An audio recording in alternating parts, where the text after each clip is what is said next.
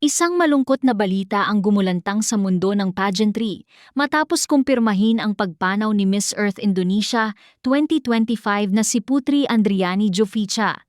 25 taong gulang lamang si Putri nang bawian ng buhay. Inihayag ng Miss Grand Indonesia Organization ang malungkot na balita sa pamamagitan ng isang opisyal na pahayag sa social media. Ayon sa organisasyon, si Putri ay hindi lamang isang title holder, kundi isa ring mahalagang bahagi ng kanilang grand family.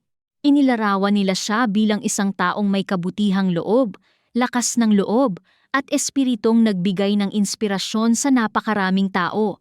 Nagpaabot din sila ng taos-pusong pakikiramay at panalangin para sa kaniyang pamilya at mga mahal sa buhay.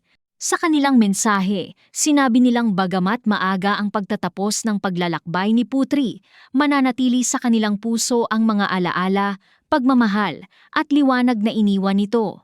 Lalong naging emosyonal ang balita dahil inanunsyo ang kaniyang pagpanaw sa mismong araw sana ng kaniyang ika-26 na kaarawan. Hanggang sa kasalukuyan, wala pang inilalabas na opisyal na impormasyon ang pamilya o ang mga organizer tungkol sa sanhi ng kaniyang pagkamatay.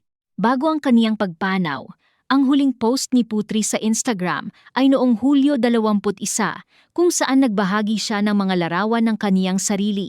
Matapos lumabas ang balita, maraming personalidad mula sa pageant community ang nagpahayag ng kanilang pakikiramay. Isa na rito si Miss Earth 2025 Natalie Pushkinova na nagkomento sa huling Instagram post ni Putri ng mensaheng "I'm heartbroken, rest in peace." Bukod sa pagiging Miss Earth Indonesia 2025, naging runner-up din si Putri sa Miss Grand Indonesia 2025. Isa rin siyang law student at singer.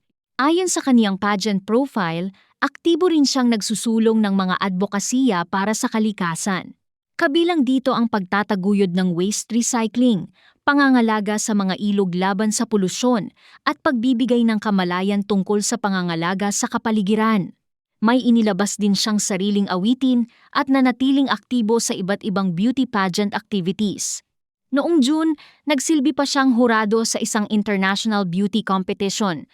Dahil dito, ikinagulat ng marami ang biglaan niyang pagpanaw. Bumuhos ang pakikiramay mula sa kaniyang mga taga-suporta, kapwa beauty queens, at pageant organizations mula sa iba't ibang panig ng mundo.